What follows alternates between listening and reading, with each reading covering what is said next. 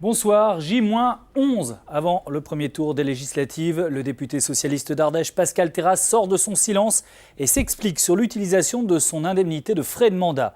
Mediapart a révélé qu'il avait utilisé une partie de l'argent à des fins personnelles, des voyages pour sa famille en particulier, relevés bancaires à l'appui. Pascal Terrasse contre-attaque, il porte plainte contre X pour vol de ses relevés. Sophie Valzeki et Isabelle Gonzalez l'ont rencontré. J'ai porté plainte auprès de la police. J'ai été entendu par la police. On est venu dans ma permanence prendre mes relevés personnels. Pascal Terrasse, on a affiché ma vie au jour. Les indemnités d'élus, jusqu'à preuve du contraire, on peut en faire ce que l'on veut. Vous estimez que cet argent-là, vous l'avez utilisé pour des frais de représentativité? Pour l'essentiel, oui. Je n'avais aucune difficulté. Quand ma femme vient à Paris, je fais de la représentation, en effet, parce que quelquefois je suis invité dans une ambassade en tant que responsable. Et alors, est-ce qu'il est normal aujourd'hui que la quasi-totalité des parlementaires, qu'ils soient sénateurs ou députés, sortent de l'argent en liquide? Est-ce qu'il est normal aujourd'hui que des députés et des sénateurs mettent ça sur leur compte personnel et que c'est moi qu'on vient chercher, alors que moi j'ai un compte qui est géré par ma secrétaire? Disons-nous la vérité, c'est un système qui existe depuis maintenant 30 ans, on le découvre. Donc est-ce qu'il faut que demain on codifie l'utilisation des indemnités des élus? Ben oui, je dis oui, évidemment.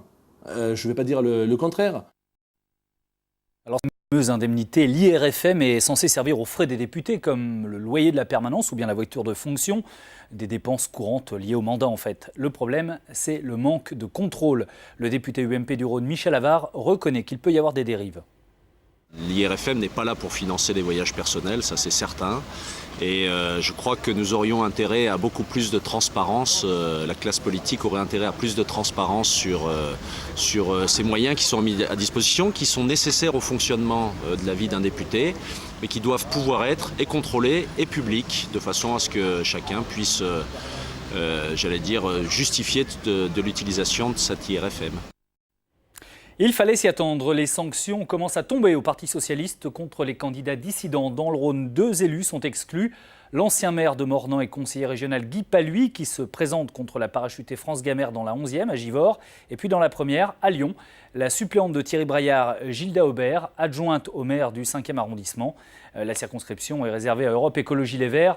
Thierry Braillard, lui, n'est pas concerné puisqu'il n'est pas socialiste, mais radical. Direction maintenant le sud de l'agglomération lyonnaise, dans la Circo-ADD. L'indéboulonnable communiste André Gerin passe la main dans la 14e circonscription, la seule détenue par le PC dans la région. Elle est aujourd'hui très menacée, et voilà pourquoi.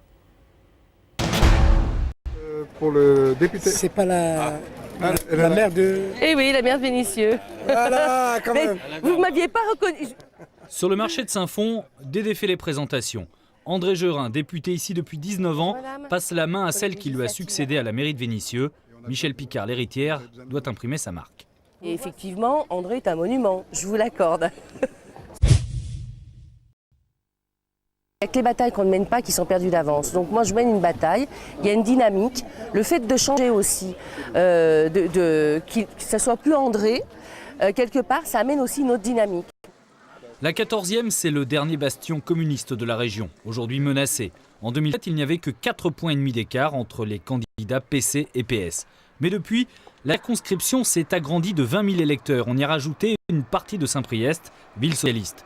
Celui des deux qui sera derrière laisse donc la place au deuxième tour, le premier par conséquent crucial. Quand on regarde les résultats de l'élection présidentielle,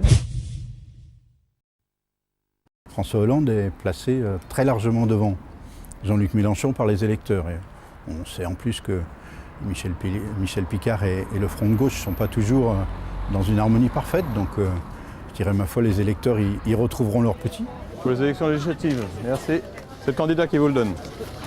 Retour sur le marché de Saint-Fond un peu plus tard. Michel Picard est parti, ça évite qu'elle y croise le leader de son opposition, avec qui les relations sont exécrables. Christophe Girard, un ancien villiériste, à l'investiture de l'UMP, dans la circonscription la plus à gauche du Rhône. Un député de bon sens. Je ne choisis pas les combats faciles, parce que en fait, je suis déjà élu à Vénissieux et que je fais le combat de Vénissieux. Alors, je suis en recherche de sens et là, c'est des circonscriptions qui ont du sens. Il y a un travail à faire et on sait pourquoi on le fait. Moi, quand je rencontre les gens, quand je vois, je vais dire quelque part, la souffrance. Loin du tumulte, la candidate du Front National reçoit dans son entreprise de réparation de poids lourds à Saint-Priest. En plus du score élevé de Marine Le Pen, elle compte sur son implantation locale. Je suis née ici. On vous connaisse quand même.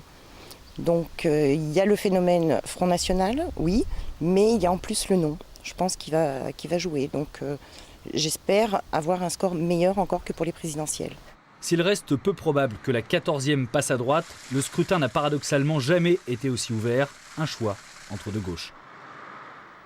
Autre particularité assez étrange dans cette circonscription, c'est la multiplication des candidats centristes. Il y en a 4 au total, un record. Parmi eux, Jida Tazdaït, militante des droits de l'homme, ancienne députée européenne dans les années 90. Elle se présente sous l'étiquette des radicaux valoisiens et regrette cette dispersion centriste. C'est vrai que ça peut paraître même irresponsable pour ceux qui ont refusé de se rassembler. En tous les cas, c'était mon objectif depuis novembre. Localement, j'estimais que c'était absolument nécessaire sur cette circonscription et puis d'envisager un centre constructif. Donc c'était une responsabilité politique, en tous les cas moi, que j'ai prise et initiée. Et outre les 5 que vous avez entendus, il y a 7 autres candidats dans la 14e du Rhône. Marie-Christine Seman, Pierre Léglise, Zafer Géricite, Mounir Grami, Mauricia Covella, Salia Mertani et Jérémy Coste. Les députés que nous allons élire auront pour mission de voter les lois, ça tout le monde le sait. Mais comment vote une loi? Jean Perrier s'est penché sur la question et vous allez voir, c'est pas de la tarte, pas du gâteau non plus.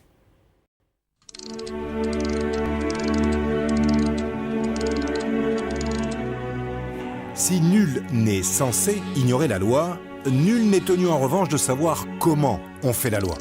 Et heureusement, parce que c'est plutôt coton. Et ce, quel que soit celui qui veut faire une loi. Le gouvernement, on parle de projet, ou le Parlement, il s'agit alors d'une proposition. Si c'est le gouvernement qui s'y colle, il prépare un texte, le soumet au Conseil des ministres et le présente alors soit au Sénat, soit à l'Assemblée. Aucune importance, pour que la loi soit votée, il faudra qu'elle le soit par les deux et dans des termes rigoureusement identiques.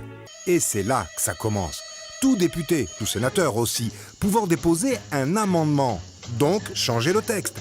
Les débats en commission dans un premier temps, en séance plénière ensuite, peuvent s'éterniser des jours, des nuits entières. Et le texte de voyager d'une chambre à l'autre.